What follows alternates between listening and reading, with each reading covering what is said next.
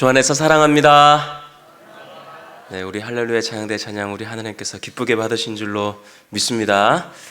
자, 컨디션이 약간 심각한 것까지는 아닌데 조금 안 좋은데 우리 혹시나 성도님들한테 제가 혹시 피해를 드릴까봐 해서 오늘 로비 인사를 하지 않게 되었으니 양해를 조금 부탁을 드립니다. 우리 찬양대의 찬양과 다양한 섬김을 받으신 우리 하나님께서 이 시간 우리 가운데 말로 못할 하늘의 신령한 복을 풍성하게 부어주실 줄 소망 가운데 확신합니다. 우리는 3일 동안 정교인 말씀 사경회를 통해서 요나서를 묵상해 왔습니다. 그리고 우리 안에 있는 요나의 모습을 또 깊이 발견하는 시간이기도 했습니다. 하나님의 부르심 앞에서 도망쳤던 요나, 그리고 입술로는 하나님을 경외한다고 했지만 그 삶은 정반대로 가고 있었던 요나, 작은 순종을 통해 하나님의 크신 일하심을 경험했지만 금세 자기 고집과 아집으로 돌아섰던 그 요나, 그러한 요나의 모습 속에서 우리는 나는 요나입니다 라는 고백을 할 수밖에 없었습니다. 그런데 오늘 우리가 읽은 이 말씀을 보니 지금 바리새인과 이 서기관들 역시 모습은 좀 다르게 보이나 같은 문제를 요나와 가지고 있다는 것이 발견이 됩니다. 서기관과 바리새인이라고 하면은 당시에 하나님을 가장 잘 알고 있고 율법을 연구하며 가장 경건한 사람이라고 이해되어 왔습니다. 그러나 정작 지금 그들의 모습을 보면은 그들이 본질은 놓치고 있고 자신의 생각, 자기가 만들어 놓은 그 신앙의 틀 안에 갇혀서 예수님을 판단하고 있음이 보여집니다. 이미 예수님을 통해서 수많은 기적과 이적, 표적과 기사, 그 말씀의 능력을 그들이 경험했음에도 불구하고 자기 기준에 맞는 표적을 보여달라라고 계속해서 요구하는 모습을 보게 됩니다. 결론적으로는 요나나 오늘 본문에 나오는 바리새인과 서기관들은 말씀보다 자기가 붙들고 있는 신앙, 그것이 더 앞서가고 있음을 보게 됩니다. 그래서 오늘 우리는 말씀을 통해서 우리의 생각과 이해를 뛰어넘어 역사하시는 그 하나님의 일하심을 발견하고, 오늘 우리가 계속해서 반복적으로 보게 될 단어가 이 표적이라는 건데, 이 표적을 통해서 하나님께서 우리에게 무엇을 원하시는지 깨달을 수 있는 복된 시간 되기를 주의 이름으로 축복합니다. 자, 38절 말씀입니다. 그때의 서기관과 바리새인 중 몇 사람이 말하되 선생님이여 우리에게 표적 보여주시기를 원하나이다. 지금 바리새인과 이 서기관들 몇몇 사람들이 예수님 앞에 나왔습니다. 그리고 예수님을 뭐라고 부르고 있습니까? 선생님이여, 우리가 잘 아는 표현입니다. 랍비여라는 표현입니다. 이 랍비여라는 표현이 지금 이들이 썼다는 게 상당히 의외인 겁니다. 그들은 나름대로 율법을 잘 알고 있고 예수님보다 그래도 내가 좀 더 낫다라는 생각을 하는 부류가 어떤 부류였습니까? 바리새인과 서기관들이었습니다. 근데 지금 그들 중에 몇 사람이 예수님께 나와서 랍비여, 선생님이여 라고 부르고 있습니다.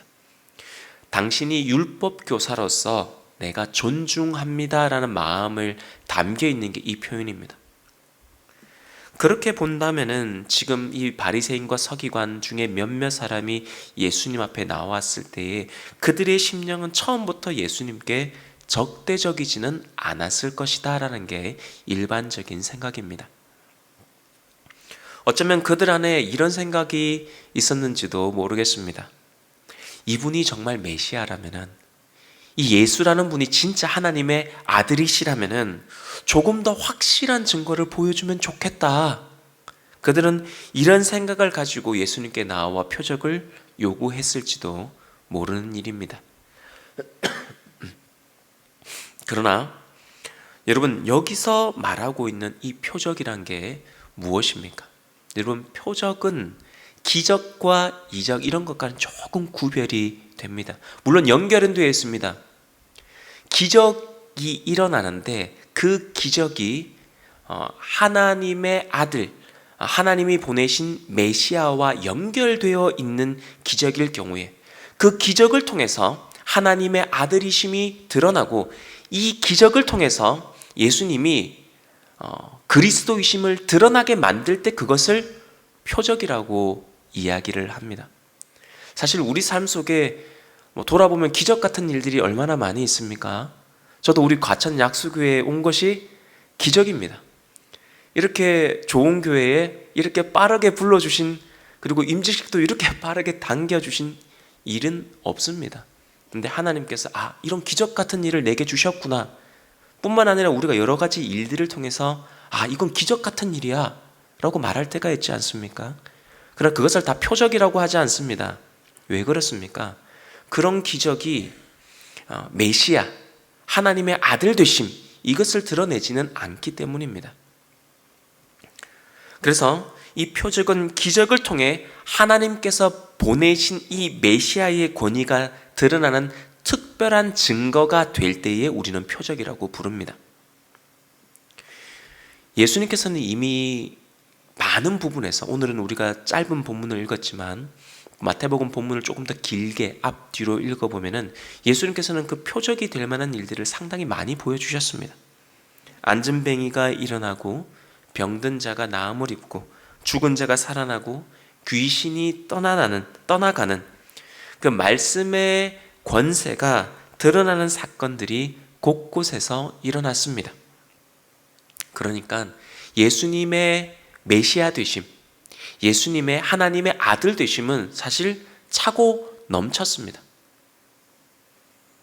그런데 지금 이 바리새인과 서기관들이 예수님께 그 표적 말고 하나만 더 라고 요구를 하고 있는데, 여러분, 그 모습이 누구의 모습과 닮아 있는가, 이런 생각을 한번 해보면 좋을 것 같습니다. 그 모습이 우리의 모습과 너무 닮아 있습니다. 우리는 이렇게 기도를 종종 합니다. 하나님, 확실한 증거 하나만 보여주시면 제가 진짜 제대로 믿겠습니다. 하나님, 이번에 이 기도에 응답해 주시면 제가 진짜 헌신하겠습니다. 이런 식으로 하나님 앞에 기도할 때가 참 많이 있습니다. 그래서 하나님께서 그 기도에 놀랍게 응답해 주시고, 내가 생각한 것보다, 내가 기대했던 것보다, 계획했던 것보다 하나님께서 더 선한 방식으로 응답해 주시면 우리는 그때는 너무나도 기뻐하고 감격하고 행복해 합니다. 그런데 조금만 시간이 지나면 어떠합니까? 금세 그 감격과 은혜는 잊어버립니다.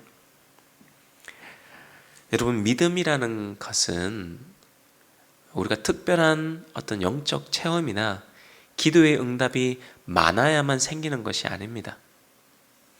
에베소서 2장 8절의 말씀을 보면은 믿음이라는 것은 우리의 결심이 아니라 어떤 체험에 근거한 것이 아니라 하나님께서 값없이 주시는 은혜의 선물이다 라고 말씀합니다.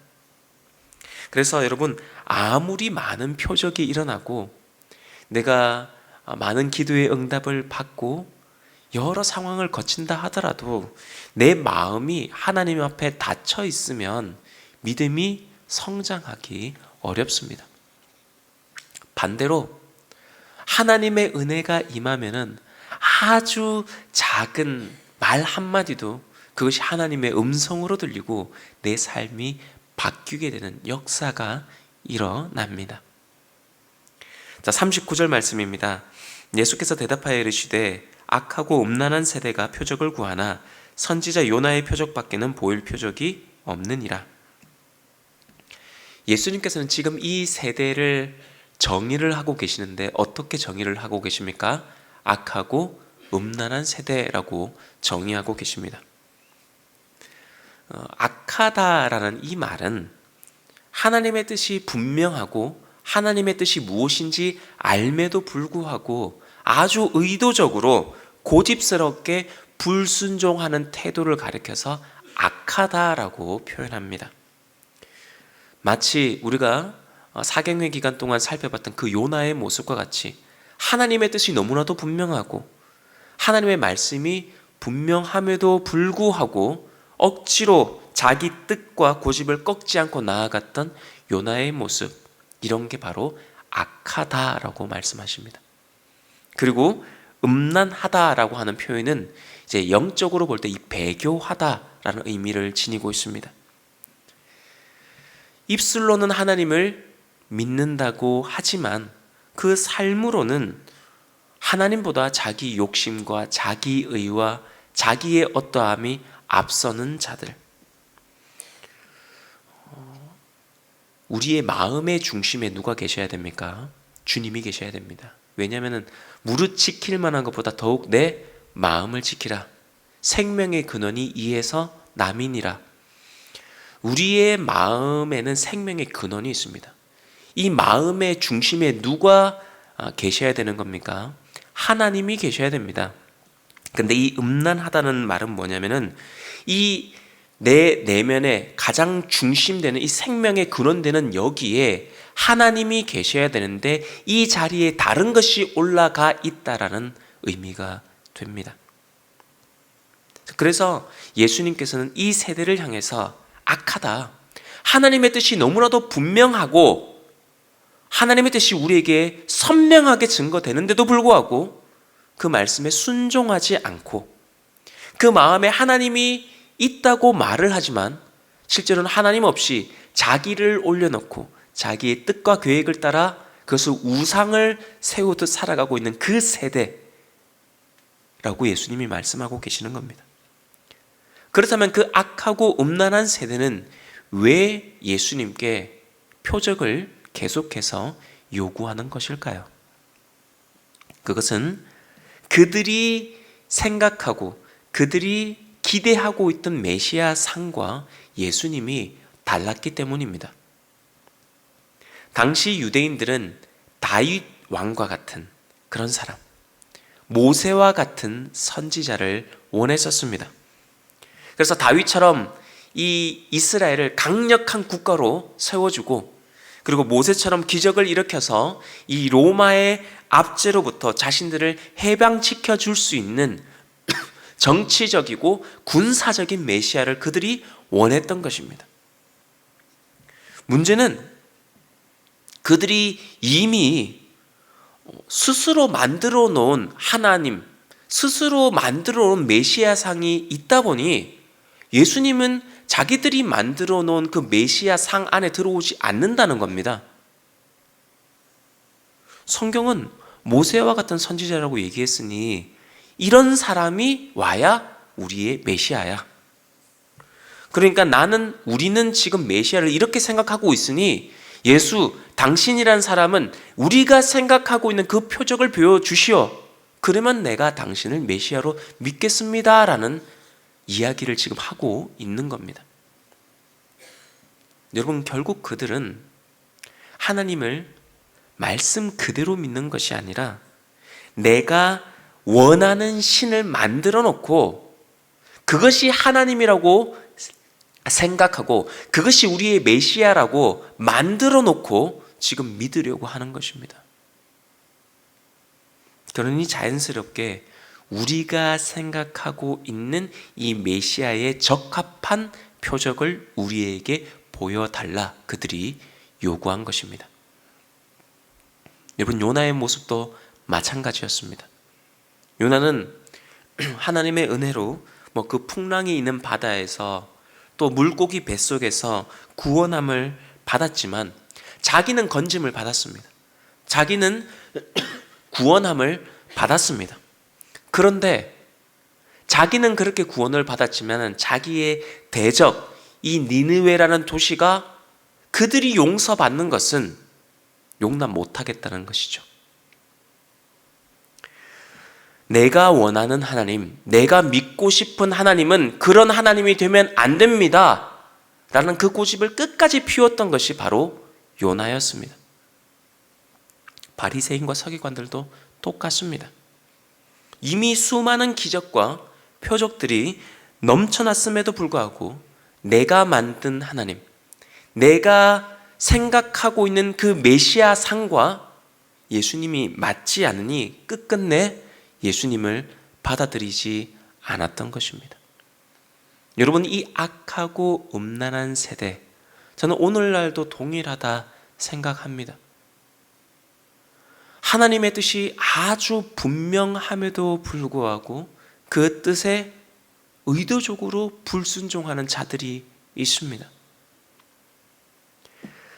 내 마음의 뜻에 합당하지 않는다고 하여 하나님을 믿는다고 하지만은 정반대의 길을 걸어가는 이들도 있습니다. 그래서 예수님께서는 이런 마음을 다 아시고 이제는 다른 기적을 얘기하지 않으십니다. 어떤 표적을 내가 너희에게 보여주겠다라고 말씀하시냐면은 요나의 표적을 말씀하십니다. 40절 말씀입니다. 요나가 밤낮 사흘을 큰 물고기 뱃속에 있었던 것 같이 인자도 밤낮 사흘을 땅 속에 있으리라. 여러분, 성경은 언제나 그리스도를 증언합니다. 그래서 우리가 구약의 말씀을 읽을 때에도 오실 그리스도를 발견할 수 있어야 함을 말씀을 드렸습니다. 그렇게 본다면 이 요나의 이야기도 단순히 구약의 한 선지자의 경험담으로 끝나는 것이 아닙니다. 앞으로 오실 메시아, 곧 예수 그리스도의 사역을 미리 보여주는 그림자입니다. 요나는 사명을 거부하고 다시스로 가는 배를 탔다가 이제 바다에 던져지고 사흘 동안 물고기 뱃속이라는 그 죽음 같은 자리에 머물렀습니다. 그러나 하나님의 전적인 은혜로 살아나서 다시 그 사명을 감당하게 되었습니다. 이 장면은 예수님께서 장차 우리의 죄를 대속하시기 위해 십자가상에서 죽으시고 사흘 동안 무덤 속에 계시다가 사망 권세를 이기시고 부활하실 것을 미리 보여주시는 표적이었습니다. 그리고 이후 요나가 니느웨에서 말씀을 전합니다. 그 짧은 말씀이었지만 그 니느웨에서 전한 그 말씀을 통해 니느웨 백성들이 왕으로부터 시작하여 백성들과 심지어 짐승들까지 하나님 앞에 철저하게 회개하는 모습을 보입니다. 이와 같이 예수님의 죽으심과 부활하심은 모든 세대와 민족을 살리는 죄사함과 참된 구원을 가져다주는 확실한 증거가 될 것이다. 지금 일어나지는 않았지만은 내가 십자가에서 죽고 3일 만에 부활하여 하나님의 영광을 드러낼 것인데 이것을 통하여서 내가 하나님의 아들됨을 너희가 믿어라. 내가 메시아됨을 믿어라 라고 예수님께서 말씀하고 계시는 것입니다. 41절 말씀입니다. 심판때에 니느웨 사람들이 일어나 이 세대 사람을 정죄하리니 이는 그들이 요나의 전도를 듣고 회개하였음이거니와 요나보다 더 큰 이가 여기 있으며. 니느웨는 요나 당시 아수르 제국의 수도였습니다. 하나님을 대적하던 나라였고 잔혹하고 폭력으로 가득한 도시였습니다. 그러나 요나가 마지못해 3일 길을 지나가야 하는 여호와 보시기에 큰 성읍이라고 했는데 요나는 마지못해 억지로 순종하며 하룻길을 걸어가며 하나님의 말씀을 전합니다. 그러나 그 말씀 한마디에 왕에서부터 백성, 짐승들까지 철저하게 회개함으로 하나님 앞에 엎드립니다. 그리고 예수님께서는 이제 이렇게 말씀을 하십니다. 심판때에 마지막 날에 니느웨 사람들이 일어나서 너희를 정죄할 것이다. 그 이유가 무엇입니까? 니느웨 사람들은 제대로 된 말씀을 그것도 충분히 들은 것도 아니었습니다. 사흘길이나 되는 큰 성읍이었지만 요나는 그저 하루 들어가서 외치다가 나왔을 뿐입니다. 그럼에도 불구하고 그들은 그 말씀 앞에 철저히 회개했습니다. 반면 지금 이 세대는 요나보다 더 크신 이 곧 하나님의 아들이신 예수님께서 직접 말씀하시고 심지어 수많은 표적까지 보여주셨음에도 불구하고 너희가 회개치 않고 돌이키지 않으니 니느웨 사람들이 너희들을 정죄할 것이다. 언제? 심판의 날에 말씀하시는 겁니다. 그렇게 본다면 예수님께서 어떤 기회를 주신 것입니까? 심판의 날까지 아직 시간이 남아있으니 너희는 돌이키라, 이 말씀을 하시는 겁니다. 여러분, 그렇습니다. 회개의 핵심은 우리가 얼마나 오래, 얼마나 설득력 있는 말씀을 들었느냐, 이게 아닙니다. 그 말씀 앞에 겸손히 내가 마음을 열고 받느냐, 여러분, 이게 핵심입니다. 여러분, 이 말씀을 통해서 이제 우리 자신을 한번 비춰보기를 원합니다. 우리는 이미 요나보다 더 크신 예수님, 십자가와 부활이라는 완전한 복음을 우리는 알고 있습니다. 그렇다면 우리의 마음은 니느웨 사람들과 같이, 아니 그들보다 더 철저하게 주님 앞에 돌이키고 더 철저하게 주의 영광을 위해 살아가야 하지 않겠습니까? 내가 신앙생활을 오래 했음에도 불구하고 내 삶에 분명한 변화가 나타나지 않는다면, 내가 예수를 믿기 전과 후가 분명히 뭔가 다른 어떠함이 나타나지 않는다면 우린 진지하게 한번 고민해 봐야 합니다. 혹여나 내 안에도 요나처럼, 이 바리새인과 서기관들처럼 내가 만든 하나님을 믿고 있는 것은 아닌가? 주님, 내가 이것만은 절대 내려놓을 수 없습니다 하고 붙들고 있는 그런 완고함이 내 안에 있지는 않는가 살펴볼 수 있어야 합니다. 그러나 여러분, 참으로 감사한 것이 무엇입니까? 요나보다 더 크신 예수님께서 지금 우리와 함께 하신다는 이 사실입니다. 여러분, 요나서를 우리가 다 살펴봤지만 보면 볼수록 어떻습니까? 한번 제가 표현을 다 좀 이렇게 못하겠지만 한번 확 혼내고 싶은 마음이 드는 게 이 요나 아닙니까? 심지어 4장까지 왔을 때도 뭔가 하나님의 일하심이 있으면 뭔가 달라져야 될 것 같은데 끝까지 천막 쳐놓고 이거 어떻게 되나 쳐다보다, 박농골 하나 가지고 하나님 앞에 내가 죽는 것이 낫겠다고 이런 표현을 하고 있는 선지자를 바라보면은, 하나님께서 어떻게 이런 자를, 이렇게 불순종하는 선지자를 끝까지 사랑하시고 그 고집 피우는 요나를 포기하지 않으시고 품으시고 일으키실 수가 있는가? 뿐만 아니라 오늘 본문에 나오는 이 바리새인과 서기관들도 마찬가지입니다. 예수님께서 이미 하나님의 아들 되심, 표적을 많이 보여주셨습니다. 그럼에도 불구하고 이들이 나와서 지금 아주 무례하게 예수님께 표적을 요구하고 있는 것 아닙니까? 내가 생각하고 있는 하나님은 이런 분이야, 내가 생각하고 있는 메시아는 이런 분이야, 그러니까 그에 맞는 합당한 표적을 나에게 다시 보여줘, 지금 이런 얘기를 예수님께 요구하고 있는 것입니다. 그럼에도 불구하고 그들을 끝까지 사랑하시고 말씀으로 가르치시는 그 주님이 우리와 함께 하신다는 것이 우리에게 크나큰 소망이 되는 것입니다. 42절 말씀입니다. 심판 때에 남방 여왕이 일어나 이 세대 사람을 정죄하리니 이는 그가 솔로몬의 지혜로운 말을 들으려고 땅끝에서 왔음이거니와 솔로몬보다 더 큰 이가 여기 있느니라.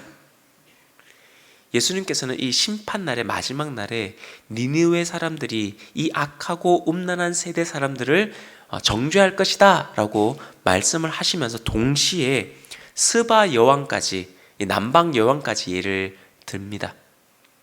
그 열왕기상 말씀을 보시면은 스바 여왕이 솔로몬의 지혜를 듣기 위해 땅 끝에서부터 긴 여정을 마다하지 않고 달려왔습니다. 그리고 솔로몬과 대화를 나누고 난 다음에 지금 솔로몬이 가지고 있는 이 지혜라는 것은 사람이 가질 수 있는 것이 아니다. 하나님이 주신 지혜다. 이것을 인정하며 이 스바 여왕이 하나님께 영광을 올려드립니다. 자, 그런데 지금 이 시대는 어떠하냐 하는 것입니다. 솔로몬보다 더 크신 솔로몬이 어떤 사람입니까? 지혜의 왕이라고 우리가 표현하지 않습니까? 그 지혜의 왕보다 더 크신 이가 하나님의 아들이 지금 여기에서 말씀을 하고 계시는데도 불구하고 그들이 귀를 기울이고 있지 않다라는 의미입니다. 여러분, 바리새인과 서기관들, 왜 이게 이 말씀과 연결이 되냐면 바리새인과 서기관들은 하나님을 아는 지식에 자신의 인생을 들인 사람들입니다. 율법의 전문가들입니다. 그런데 그들이 지혜의 근원이 되시는 우리 주님을 앞에 두고도 알아보지 못하고 그 말씀에 귀를 기울이지 못하고 있습니다. 성경은 잠언 9장 10절에서 이렇게 말씀합니다. 여호와를 경외하는 것이 지혜의 근본이고 거룩하신 자를 아는 것이 명철이라고 했습니다. 여러분, 하나님을 가장 잘 드러내고 보여주시는 분이 누구십니까? 예수님이십니다. 제자들이 하나님을 보기 원합니다 라고 했을 때 예수님께서 뭐라고 하셨습니까? 나를 본 자는 아버지를 보았다라고 말씀하셨습니다. 말씀이 육신이 되어 이 땅 가운데 오신 주님이십니다. 하나님 자신을 온전히 보여주시는 분이 바로 예수님이십니다. 그런데 그들은 예수님이 그들 앞에 와 있고 표적을 보여주시고 그 하나님의 말씀을 증거함에도 불구하고 그 지혜 앞에 귀를 기울이고 있지 않습니다. 그렇기 때문에 이 심판의 날, 마지막 날에 스바 여왕이 오히려 증인이 되어서 너희들을 정죄할 것이다 라고 말씀하시는 것입니다. 사랑하는 성도 여러분, 요나는 불순종한 선지자였습니다. 근데 우리는 지금 요나보다 크신 이라고 표현하지 않습니까? 무엇을 말씀하시는 겁니까? 요나는 불순종한 선지자였지만 우리 예수님은 아버지의 뜻에 끝까지 순종하신 참 선지자이시다. 요나는 마지못해 니느웨에 가서 짧게 외쳤지만 예수님은 기쁨으로 자기의 생명을 내어주심으로 온 인류에게 죄 사함과 영생의 복을 주셨습니다. 요나는 죽음 같은 자리에 거기서 은혜로 건짐을 받은 사람이었지만 예수님께서는 우리의 죄를 대신 지시고 십자가상에서 죽으시고 무덤에서 3일 동안 계시다가 부활하신, 사망 권세를 이기시고 부활하신 전능하신 하나님이십니다. 그러므로 요나보다 더 크신 이라는 말씀은 이제 우리에게는 더 이상 다른 표적을 찾을 필요가 없다는 의미입니다.